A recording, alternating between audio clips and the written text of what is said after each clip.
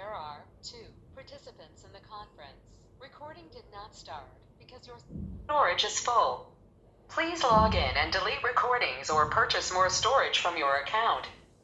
All participants are muted and they can unmute themselves.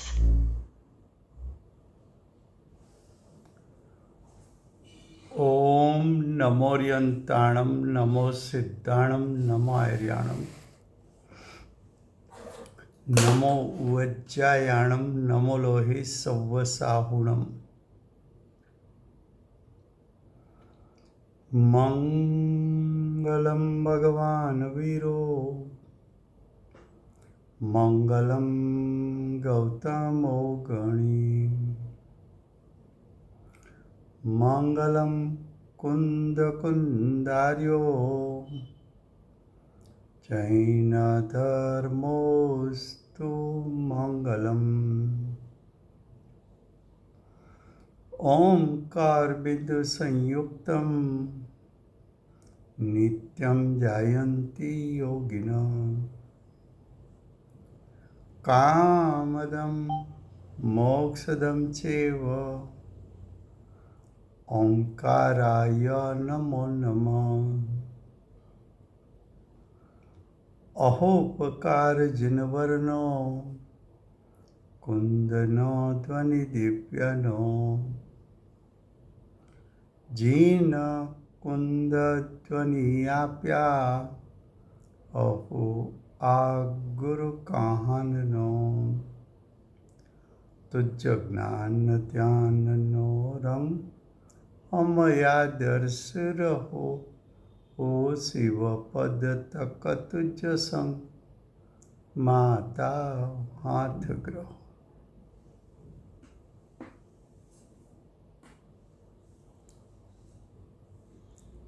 આ સમયસાર નામ એ સમયસાર નામનું પરમ અધ્યાત્મ શાસ્ત્ર છે. ભગવત કુંકુંદાચાર્ય દેવ માંગલિક કરીને સમયસાર એટલે આત્માનું ત્રિકાળ પરિપૂર્ણ શુદ્ધ સ્વરૂપ કેવું છે એ દર્શાવવા માગે છે.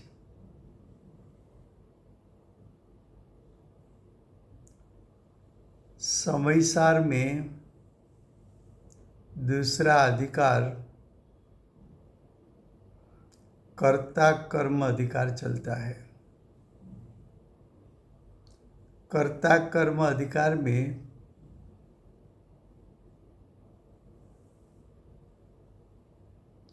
आचार्य भगवान ने 83 गाथा में निश्चय नहीं से ऐसा कहा था कि जीव स्वयं के परिणाम का करता है. 84 गाथा में कहा कि जीव व्यवहार से और द्रव्य का करता है. 85 गाथा में कहा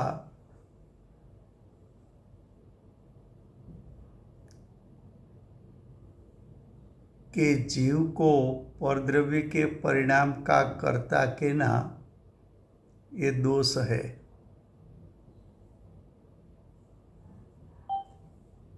तो उसमें 85 गाथा में भावार्थ चला था हिंदी में, वो गुजराती में, उसके बाद 86 गाथा चलेगी. भावार्थ બે દ્રવ્યોની ક્રિયા જીવ અને શરીરની ક્રિયા જીવ અને પૂતગલની ક્રિયા ભિન્ન જ છે. જીવની ક્રિયા જીવમાં, પૂતગલની ક્રિયા પૂતગલમાં, જીવની ક્રિયા જીવમાં, શરીરની ક્રિયા શરીરમાં, જીવની ક્રિયા જીવમાં અને કર્મણ વર્ગણાનું કર્મ રૂપે થવું એવી પૂતગલની ક્રિયા પૂતગલમાં. એમ કહે છે કે બે દ્રવ્યોની ક્રિયા ભિન્ન જ છે. એ તો સિદ્ધાંત છે કે દરેક દ્રવ્ય પોતાની સ્વસત્તામાં રહીને પરિણમન કરે. દરેક દ્રવ્ય પોતાના દ્રવ્ય સ્વભાવથી વર્તમાન પર્યાયની રચના કરે. તો દ્રવ્ય બે અને બે દ્રવ્યની ક્રિયા જુદી જુદી ભિન્ન ભિન્ન બંનેના દ્રવ્ય ક્ષેત્ર કાળ ભાવ ભિન્ન ભિન્ન છે. શું કીધું? All બંનેના participants are muted and they can unmute themselves. બંનેના દ્રવ્ય ક્ષેત્ર કાળ ભાવ ભિન્ન ભિન્ન છે. હવે આગળ કે છે જળની ક્રિયા ચેતન કરતું નથી.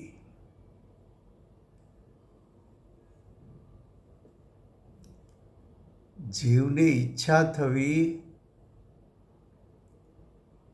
અને એને અનુરૂપ શરીરનું હલનચલન થવું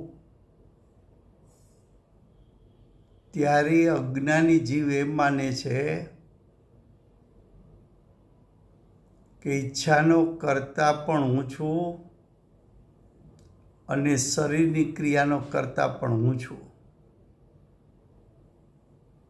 તો અહીં આચાર્ય ભગવાન કહે છે શરીર જળ છે, પૂતગલ છે, અચેતન છે, તારા જીવથી ભિન્ન દ્રવ્ય છે. જીવની ક્રિયા, જીવની ઈચ્છા થઈ અને બાહ્યમાં હાથ પગનું હલનચલન થવું,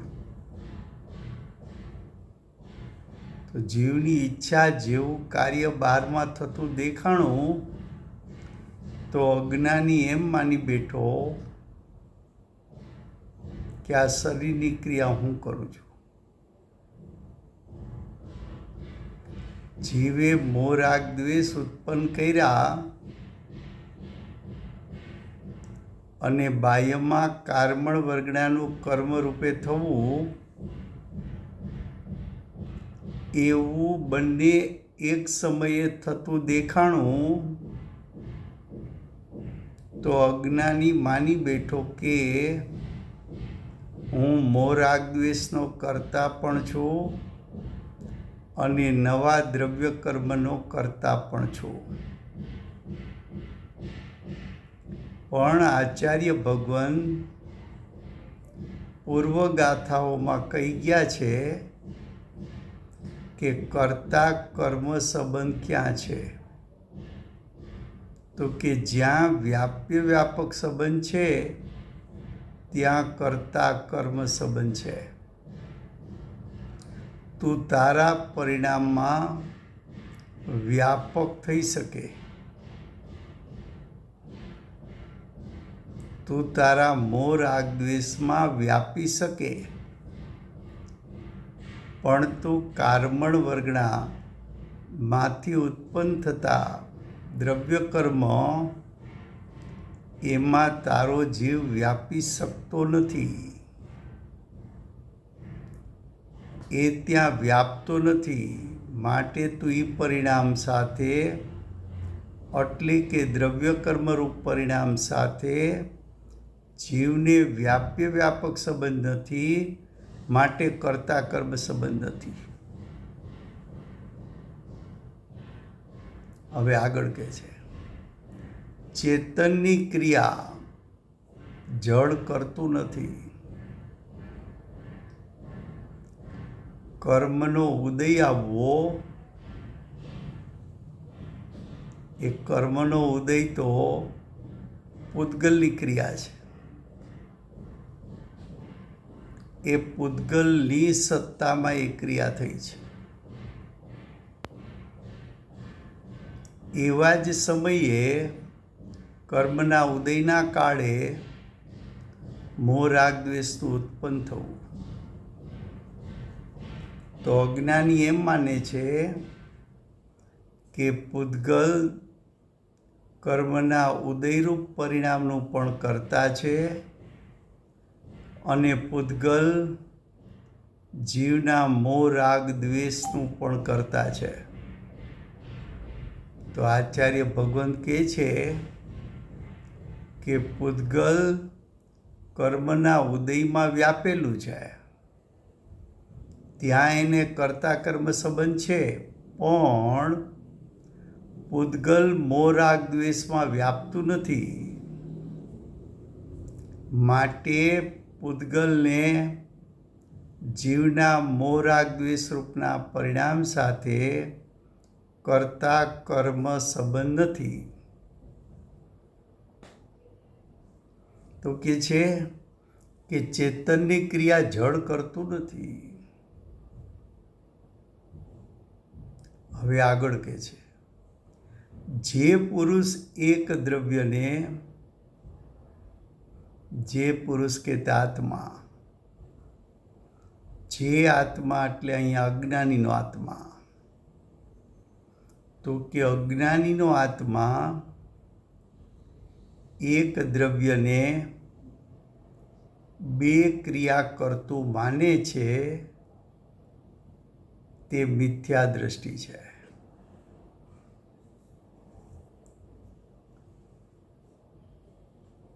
જીવે ઈચ્છા કરી અને જીવે શરીરનું હલનચલન કરાવ્યું, તો જીવ ઈચ્છા કરે કે શરીરનું હલનચલન થાય અને શરીરનું હલનચલન પણ થયું, તો અજ્ઞાની એમ માને છે કે જીવ એક સમયે બે કાર્યો કરી શકે છે. શરીરને હલાવા ચલાવવાની ઈચ્છા પણ કરી શકે અને શરીરને હલાવી ચલાવી શકે. તો કે આવી માન્યતા અજ્ઞાની મિથ્યા દ્રષ્ટિ એટલે આપણા બધાની છે. મારી ઈચ્છા મુજબ ફેક્ટરી ચાલે છે, ઘરમાં હું વડીલ છું, મારી ઈચ્છા મુજબ ઘર ચાલે છે.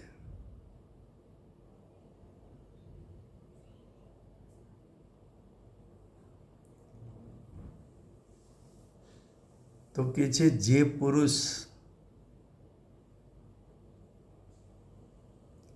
એક દ્રવ્યની બે ક્રિયા કરતું માને,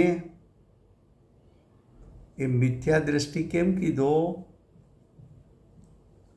તો કે વસ્તુનું જેવું સ્વરૂપ છે એનાથી વિપરીત માને છે. વસ્તુનું સ્વરૂપ કેવું છે? તો કે જ્યાં વ્યાપ્ય વ્યાપક સંબંધ છે ત્યાં કર્તા કર્મ સંબંધ છે. તો જીવને પોતાના પરિણામ સાથે વ્યાપ્ય વ્યાપક સંબંધ છે, ત્યાં કર્તા કર્મ સંબંધ છે. જીવ ઈચ્છા કરે તો ઈચ્છામાં વ્યાપે, તો ઈચ્છા સાથે કર્તા કર્મ સંબંધ છે. પણ શરીરનું હલનચલન થવું, એમાં ક્યાં જીવ વ્યાપે છે? એ જીવની ક્રિયા જ નથી, તો પૂતગલની શરીરની ક્રિયા છે. છતાં શરીરને મારી ઈચ્છા મુજબ હલાવી ચલાવી શકું.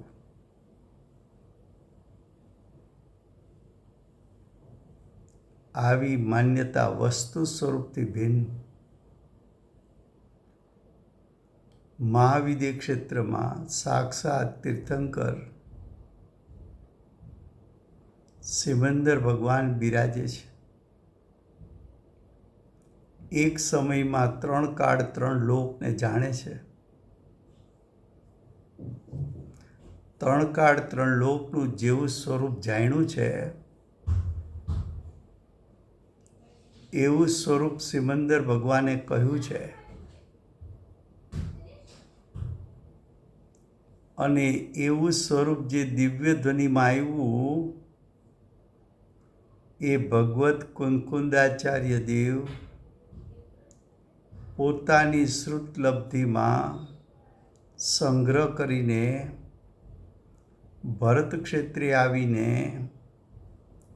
આ શાસ્ત્રની રચના કરીને ભગવાને આપેલો ઉપદેશ આ પરમાગમોમાં ઠાંસીને ભર્યો છે.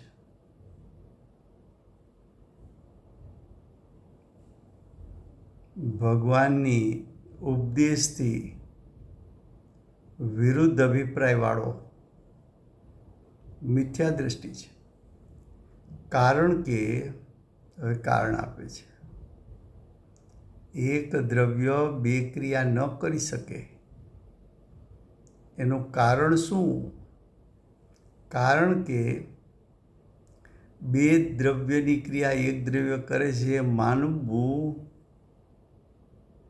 એ તો જીનનો મત નથી, જીનેન્દ્ર ભગવાનનો અભિપ્રાય નથી.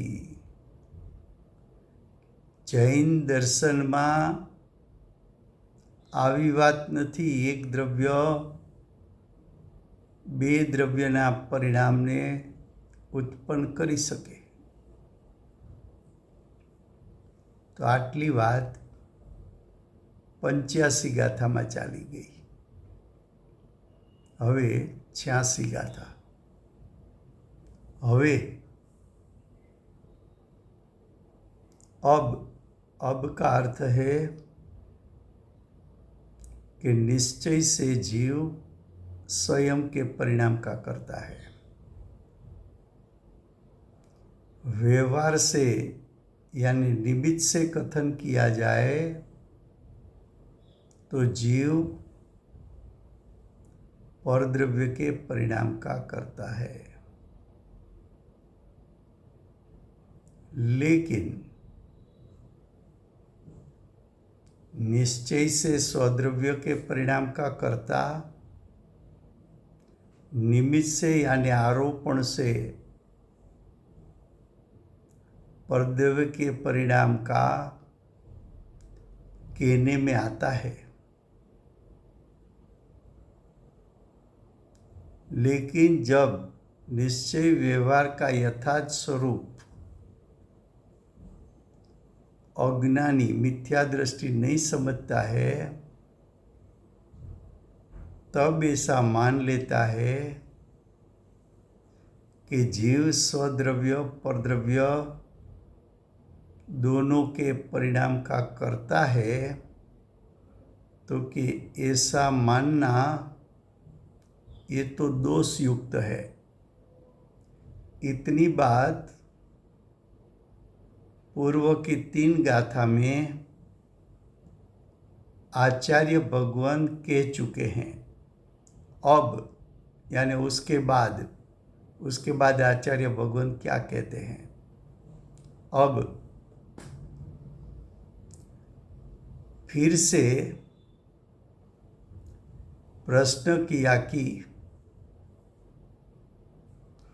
2 क्रिया का अनुभव करने वाला पुरुष मिथ्या दृष्टि किस प्रकार है? क्या कहा? 2 क्रिया, एक जीव की क्रिया दूसरी परद्रव्य यानी पुद्गल की क्रिया। पुद्गल की क्रिया में कार्बन वर्गना की क्रिया लो या शरीर की क्रिया लो, दो क्रिया, एक जीव की क्रिया, एक पुद्गल की क्रिया। अनुभव, अनुभव यानी भोगवटा।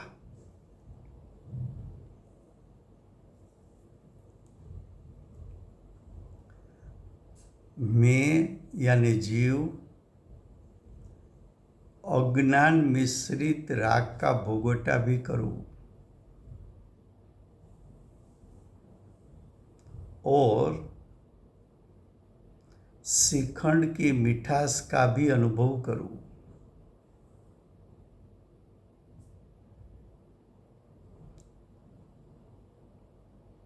अज्ञान मिश्रित राग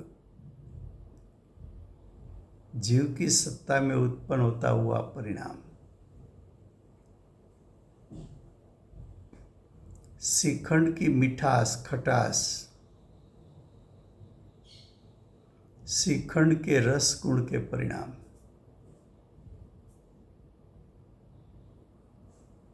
उसका मैं अनुभव करूं, भोगवटा करूं।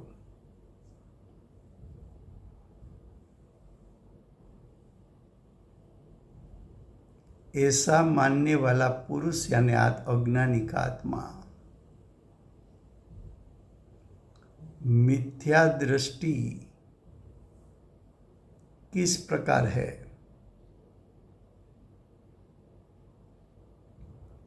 मैं मोह राग द्वेष का भोगवटा भी करूं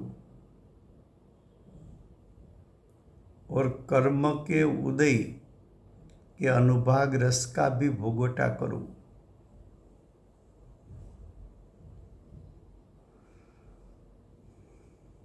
मोह राग द्वेष चैतन्यमय परिणाम का भोगवटा करूं और कर्म का अनुभाग रस तो अचेतन जड़ रस, उसका भी अनुभव करूं। ऐसा मानने वाला पुरुष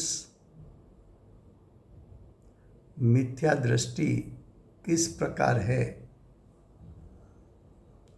उसका समाधान यानी उसका उत्तर आचार्य भगवंत इस गाथा में देंगे। फिर से गुजराती में। ગાથા 86 એનું હેડિંગ છે હવે. હવે એટલે પૂર્વની 3 ગાથામાં અમે સિદ્ધ કર્યું છે કે નિશ્ચયથી જીવ પોતાના પરિણામનો કર્તા છે. વ્યવહારથી એટલે કે નિમિત્તના કથનથી જીવ પરદ્રવ્યના પરિણામનો કર્તા પણ કહેવાય છે. નિશ્ચય અને વ્યવહારનું કથન યથાર્થ સમજ્યા વગર અજ્ઞાની જો એમ માને કે જીવ એક જ સમયે પોતાના પરિણામને પણ કરે છે અને પરદ્રવ્યના પરિણામને પણ કરે છે, એટલે કે જીવ સ્વદ્રવ્ય પરદ્રવ્ય બંનેના પરિણામને કરે છે, તો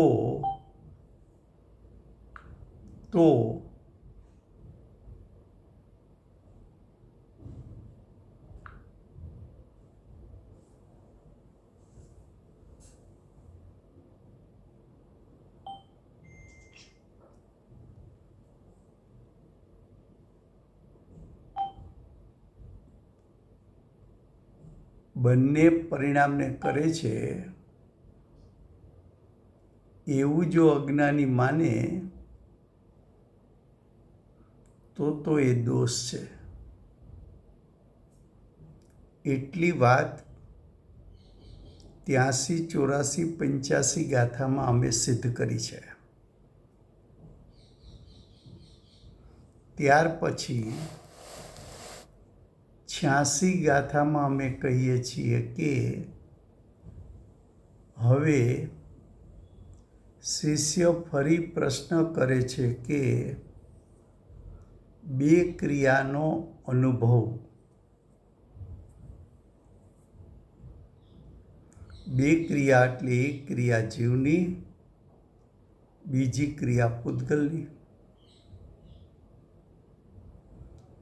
એક ક્રિયા જીવની મોહ રાગ દ્વેષ રૂપે થવું,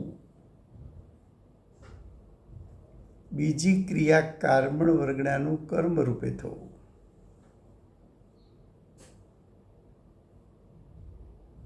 અથવા એક ક્રિયા જીવની કે ઈચ્છા જીવે કરી કે આ શરીરનું હું હલનચલન કરું.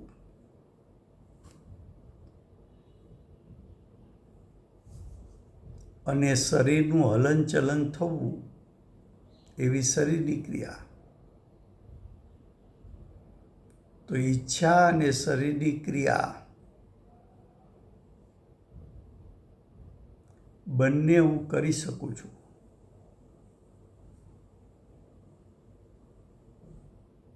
એવો અનુભવ, એવું જ્ઞાન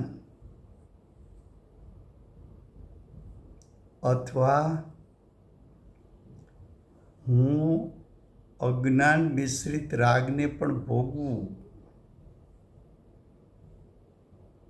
અને શ્રીખંડની મીઠાશને પણ ભોગવું.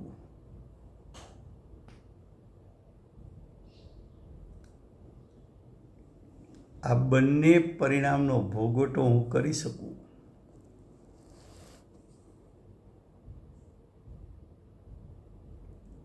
એવી માન્યતાવાળો જીવ મિથ્યા દ્રષ્ટિ કઈ રીતે છે?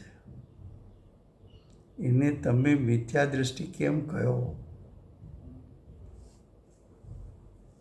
તેનું સમાધાન એટલે કે એનો ઉત્તર આચાર્ય ભગવંત આપે છે. All participants are muted and they can unmute themselves.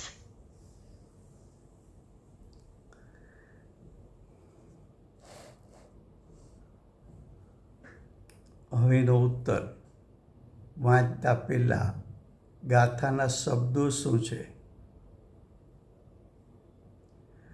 જીવ ભાવ પૂતગલ ભાવ બંને ભાવને જેથી કરે તેથી જ મિથ્યા દ્રષ્ટિ એવા દ્વિક્રિયાવાદી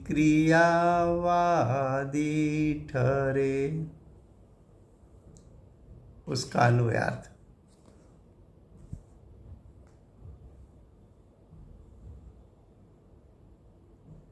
जैसे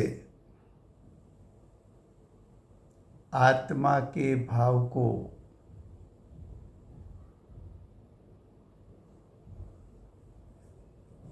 और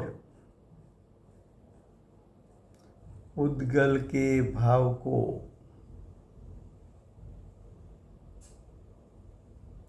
यानी दोनों के भाव को, जीव का भाव और पूतगल का भाव, दोनों के भाव को आत्मा करता है ऐसा वो मानते हैं, वो यानी अज्ञानी जीवो, मिथ्या दृष्टि जीवो मानते हैं. इसलिए एक द्रव्य को दो क्रिया होने का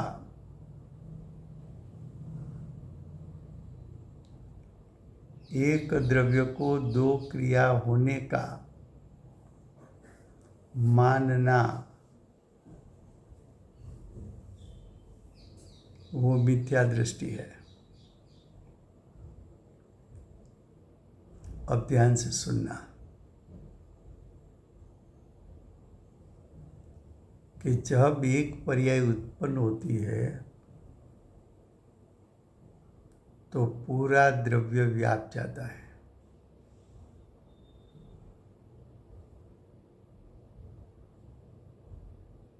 तो वर्तमान पर्याय जीव की सत्ता में उत्पन्न हुई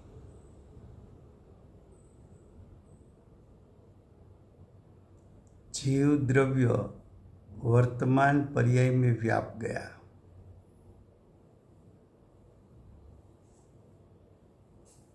अब वो द्रव्य दूसरी पर्याय में वर्तमान में व्याप नहीं सकता।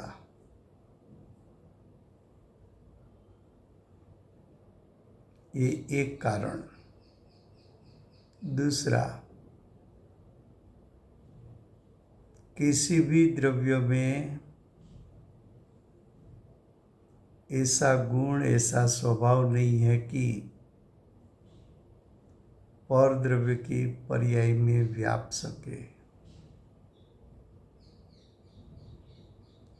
तीसरा, द्रव्य की द्रव्यता कायम होने के कारण एक द्रव्य दूसरे द्रव्य के स्वक्षेत्र में प्रवेश नहीं कर सकता।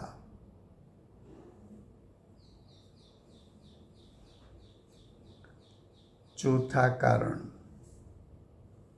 भाव शक्ति के कारण वर्तमान एक पर्याय विद्यमान रहती है, एक से अधिक नहीं।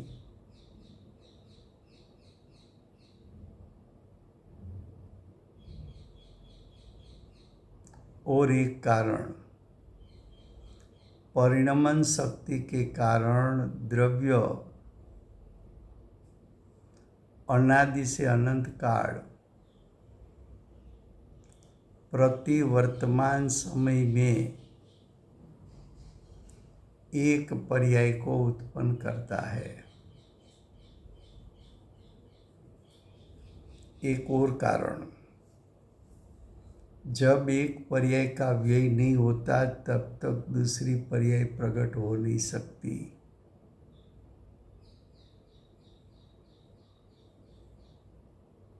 एक और कारण, एक पर्याय में पूरा द्रव्य व्याप गया तो दूसरी ही वर्तमान पर्याय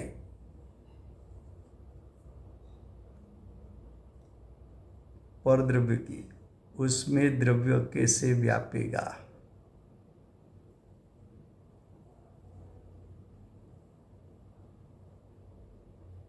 तो ऐसे बहुत से कारण है पदार्थ बंधारण का,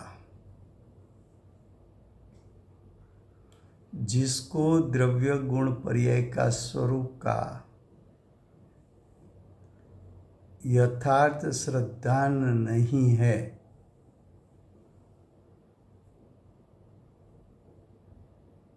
वो जीव मिथ्या दृष्टि है। उसको प्रवचनसार ने पर समय यानी मिथ्या दृष्टि कहा है।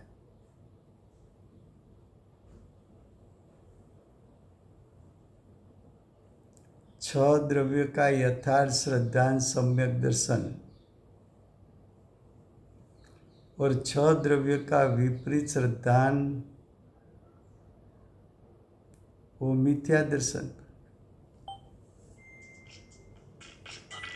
तो जो वस्तु स्वरूप से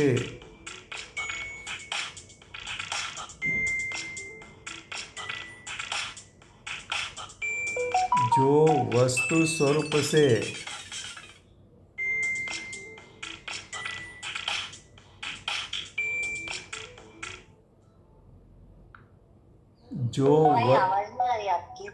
हाँ, जो वस्तु स्वरूप से विपरीत मानता है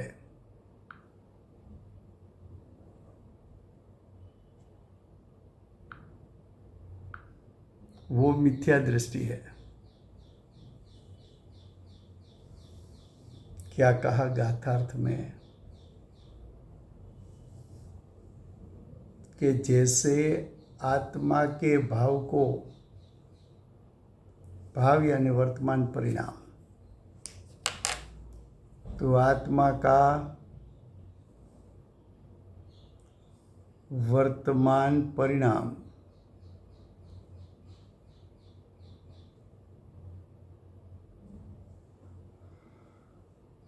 और पुद्गल के भाव यानी पुद्गल के वर्तमान परिणाम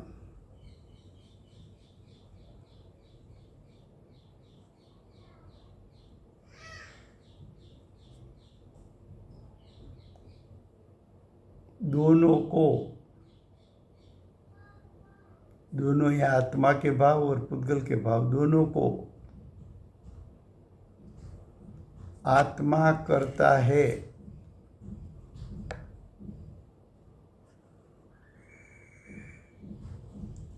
ऐसा वो यानी अज्ञानी मिथ्या दृष्टि मानते हैं।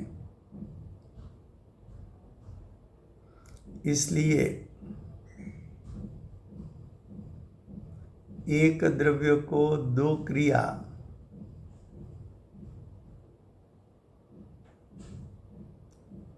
एक द्रव्य को दो क्रिया है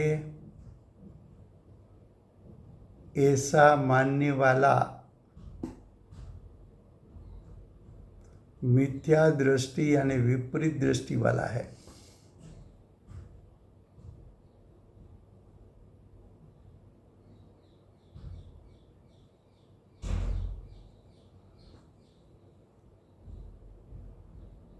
फिर से गुजराती में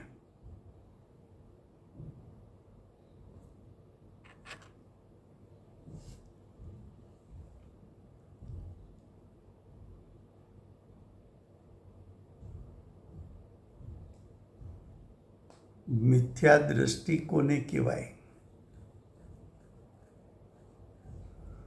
छ द्रव्य संबंधी विपरीत मान्यता ये मिथ्या दृष्टि। 7 तत्व 9 पदार्थ संबंधी विपरीत मान्यता ये मिथ्या दृष्टि।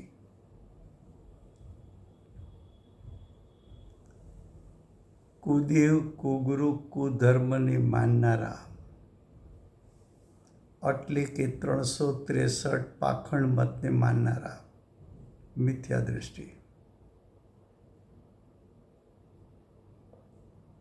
જ્ઞાયક સ્વભાવથી પરિપૂર્ણ શુદ્ધ હોવા છતાં આત્માને અશુદ્ધ માનવો એ મિથ્યા દૃષ્ટિ।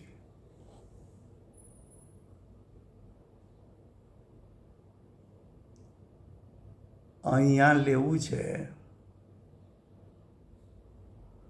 કે 6 દ્રવ્યનું જેવું સ્વરૂપ છે એવું સ્વરૂપ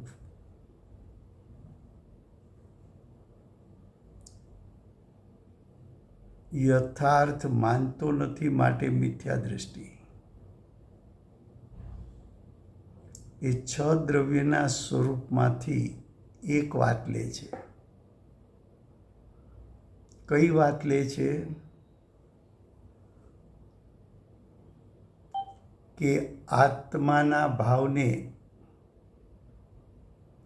અને પૂતગલના ભાવને બંનેને એટલે આત્મા અને પૂતગલ બંનેના ભાવને આત્મા કરે છે।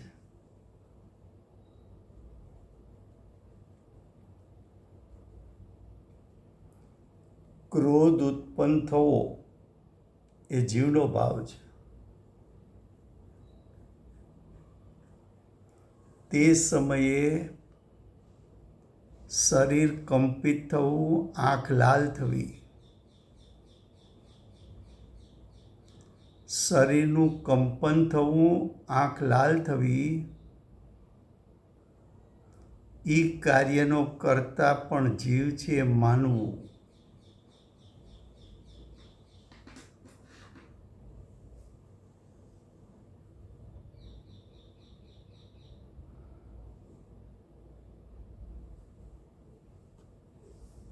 તો બંને ક્રિયા, જીવની ક્રિયા અને શરીરની ક્રિયા. જીવની ક્રિયા ભાવ ક્રોધ ઉત્પન્ન થવો, શરીરની ક્રિયા જુઓ તો ખરા, એને ક્રોધ કેટલો હતો, આંખો લાલ થઈ ગઈ હતી.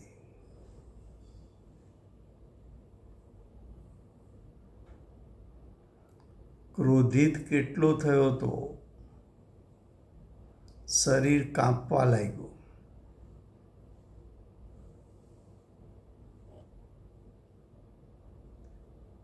એક જ સમયે જીવ ક્રોધિત પણ થયો અને જીવે આંખને લાલ કરી.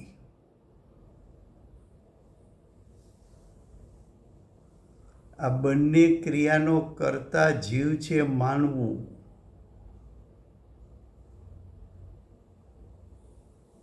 આ બંને ક્રિયાનો કરતા જીવ, આત્માની ક્રિયા અને શરીર એટલે પૂતગલની ક્રિયા.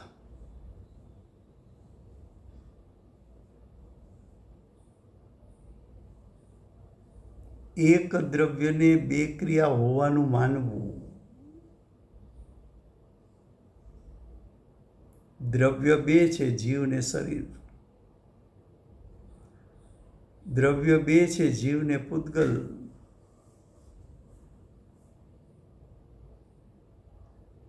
બંને દ્રવ્યના વર્તમાન પરિણામ ઉત્પન્ન થયા છે એમ માનતો નથી. જીવે જ જીવના પરિણામ કર્યા અને શરીરના પરિણામ પણ કર્યા. સિદ્ધાંત એમ કહે છે કે એક દ્રવ્ય પોતાના પરિણામને પણ કરે અને પરદ્રવ્યના પરિણામને કરે. એ તો વાત સિદ્ધાંતથી જૂઠી છે. એક દ્રવ્ય બે દ્રવ્યના કાર્ય જ ન કરી શકે.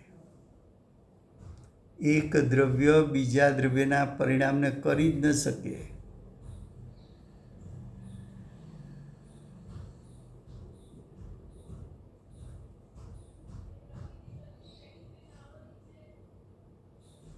તો એક દ્રવ્યની બે ક્રિયા હોવાનું માનવું.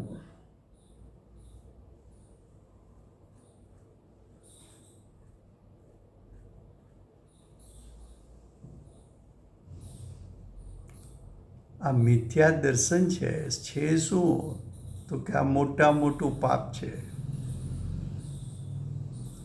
મોટામાં મોટો દોષ છે. અનંત સંસારનું કારણ છે. આ સામાન્ય ભૂલ નથી.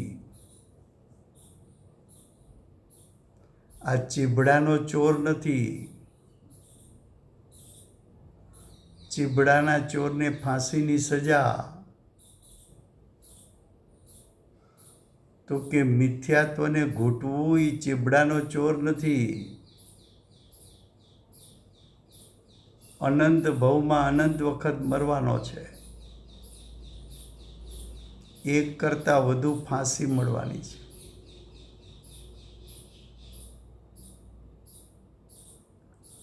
ડગલે ને પગલે આ મેં કર્યું.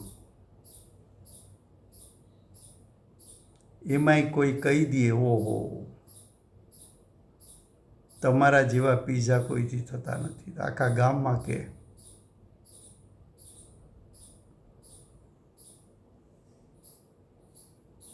ફૂલાઈને ફાડકો થઈ જાય. ઓહો,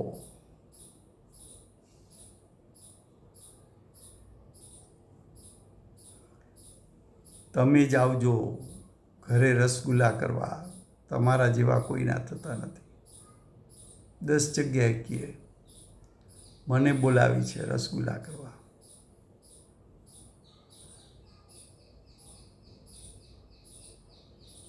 और દ્રવ્યના પરિણામને હું કરી શકું. ઘોર મિથ્યાત્વને ઘૂંટીને અનંત સંસારને આહ્વાન આપે છે. क्या कहा?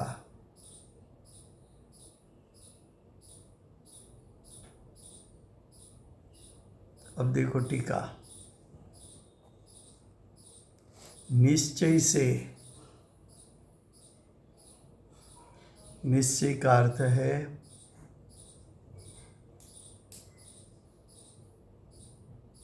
सिद्धांत से.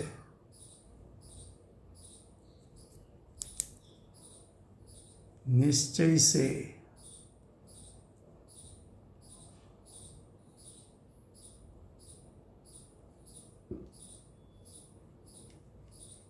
द्विक्रियावादियों, द्विक्रियावादी मिथ्या दृष्टि છે, मिथ्या दृष्टि है.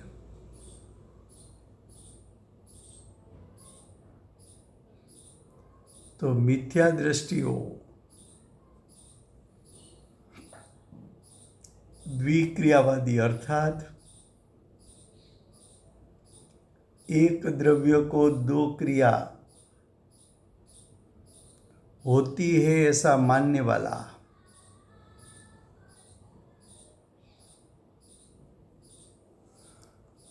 भाव क्रोध रूप परिणाम जीव ने किया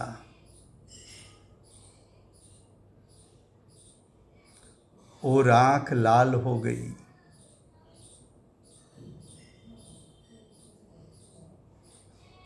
दो क्रिया,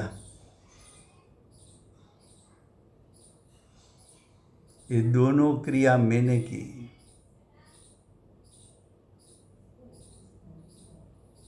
द्विक्रियावादी बना.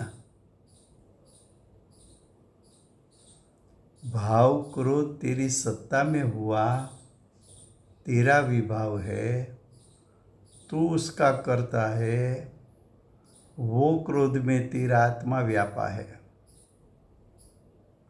इसलिए भाव क्रोध के साथ तो तेरा कर्ता कर्म संबंध है. लेकिन आंख का लाल हो जाना वो तो पुद्गल की क्रिया है और द्रव्य की क्रिया है.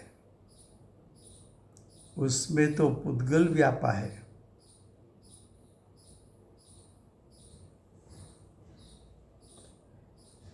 फिर भी तू कहता है कि वो शरीर की क्रिया मेरी क्रिया है.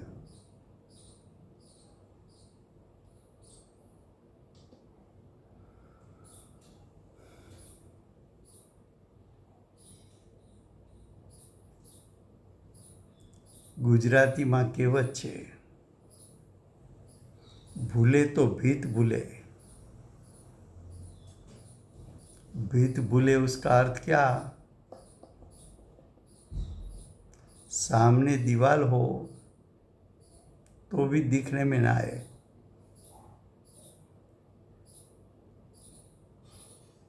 दीवार दिखने में ना आई तो उसके साथ टकरा गया.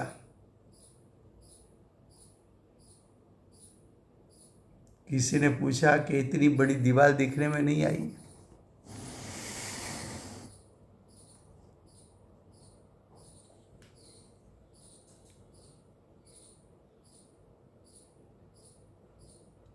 आचार्य भगवंत कहते हैं,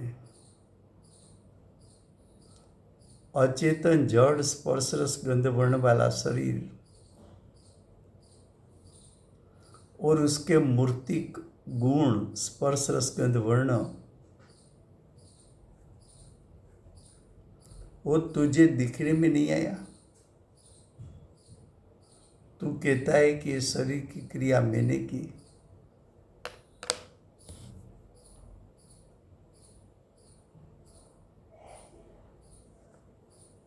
क्या कहा?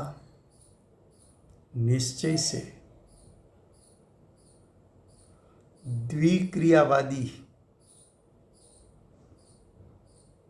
द्विक्रिया का अर्थ किया एक द्रव्य की दो क्रिया एक समय में एक साथ।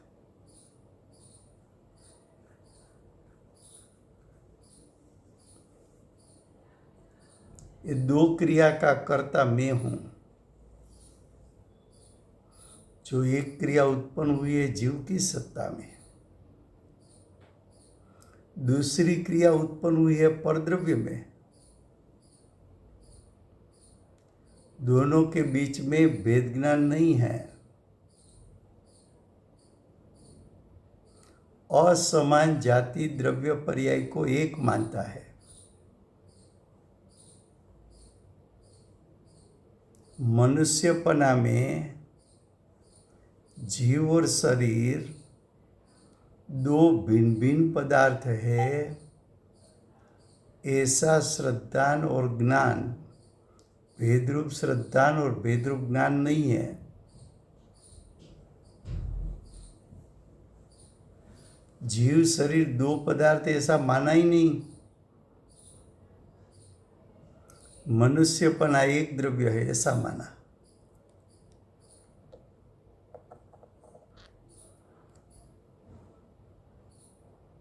क्या कहा? एक द्रव्य की दो क्रिया है ऐसा मानने वाला आत्मा का परिणाम और पुद्गल का परिणाम। परिणाम दो है लेकिन द्रव्य भी दो है। एक आत्मा है, एक पुद्गल है। एक आत्मा का चेतनवंता परिणाम है, एक दूसरा पुद्गल का अचेतन परिणाम है।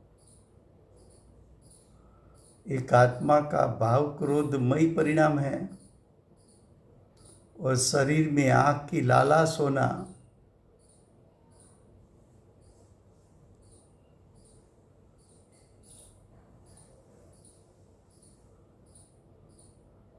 ये दोनों परिणाम का कर्ता मैं हूं।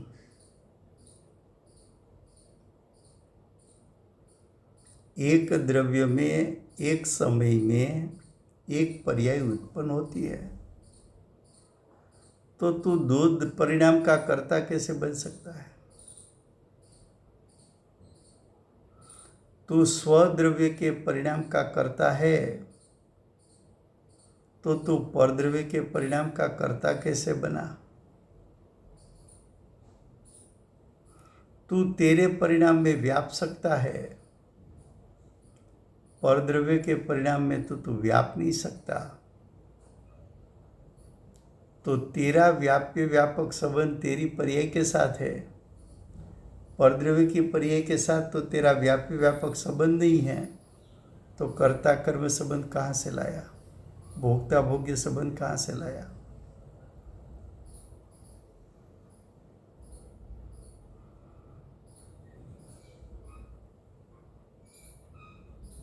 दोनों परिणाम का आत्मा करता है ऐसा मानता है। यह मान्यता सम्यक है कि विपरीत है? तो कि विपरीत है। और विपरीत मान्यता को मिथ्या दृष्टि कहते हैं। इसलिए वो यानी द्विक्रियावादी मिथ्या दृष्टि ही है। द्विक्रियावादी मिथ्या दृष्टि यानी मिथ्या मान्यता वाला है।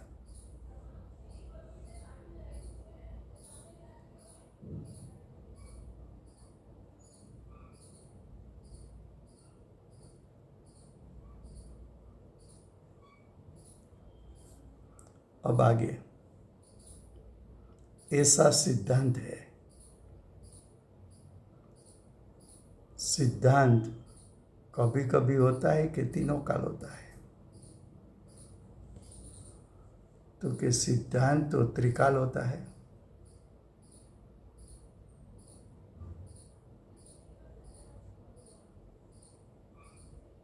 जीव स्व की पर्याय का कर्ता बने और परद्रव्य की पर्याय का भी कर्ता बने, ऐसा तो तीन काल में कभी होगा नहीं।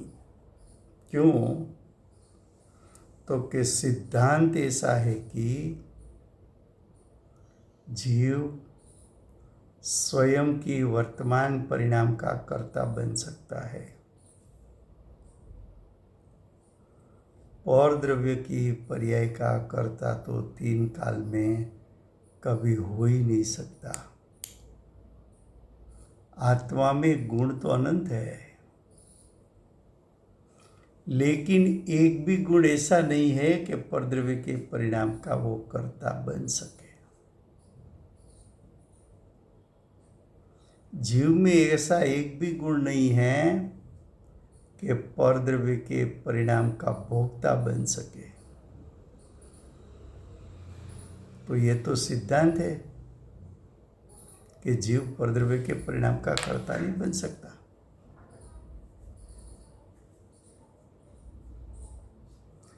एक द्रव्य के द्वारा दो द्रव्य के परिणाम करने में आता है, ऐसा न प्रतिभासो, ऐसा न जानो। प्रतिभासो का अर्थ जानना। ऐसा मत जानो एक द्रव्य द्विक्रियावादी है। एक द्रव्य स्वद्रव्य के परिणाम का भी करता है और द्रव्य के परिणाम का भी करता है। ऐसा नहीं जानो।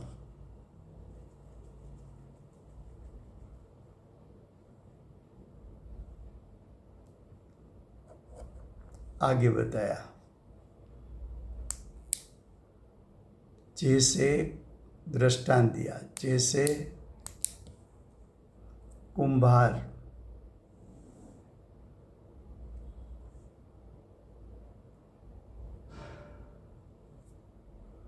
घड़ा का संभव को, घड़ा का संभव यानी घड़ा की उत्पत्ति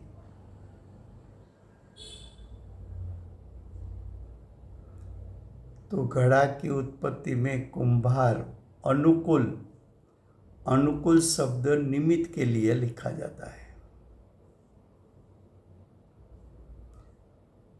अनुकूल का अर्थ होता है निमित्त और अनुरूप का अर्थ होता है नैमित्तिक।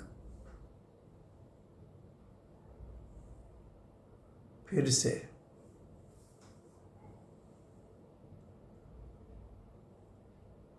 जिस प्रकार कुंभार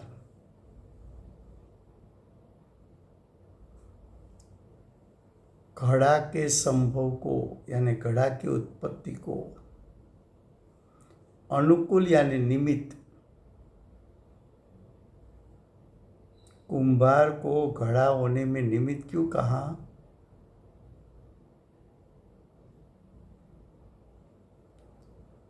तो कि कुंभार ने इच्छा की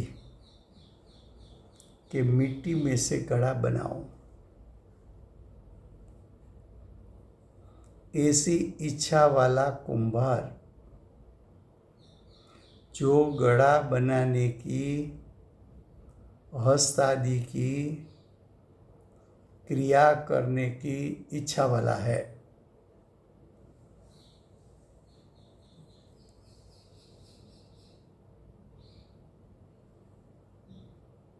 तो ये कुंभार का परिणाम, व्यापार यानी परिणाम। कौन सा परिणाम? मिट्टी में से घड़ा बने ऐसी इच्छा वाला परिणाम। ऐसा जो परिणाम है वो कुंभार से अभिन्न है और कुंभार से अभिन्न परिणति मात्र क्रिया से करने में आया है। ऐसा प्रतिभासो, ऐसा प्रतिभासता है એટલે ऐसा जानो, उसका अर्थ कल करेंगे।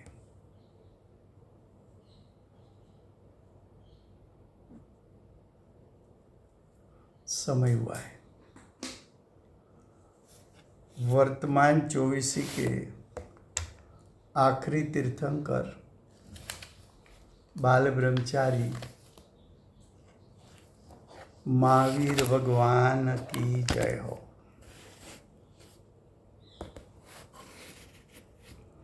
महाविधि क्षेत्रे विराजते हुए प्रथम तीर्थंकर, धर्म धुरंधर, अनंत चतुष्टय के धारक, दिव्य ध्वनि के दातार, शासन उपकारी श्री सिमंदर भगवान नो जय हो।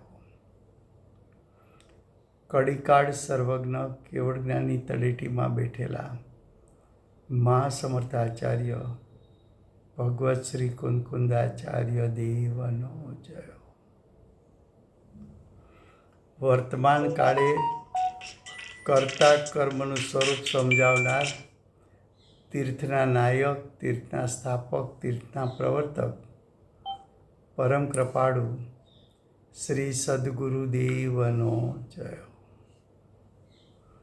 પૂજ્ય ગુરુદેવના 9 ભવનો મહિમા બતાવનાર, સ્વાનુભવયુક્ત જાતિસ્મરણ જ્ઞાનયુક્ત પ્રસમમૂર્તિ ભગવતી માતનો જય હો।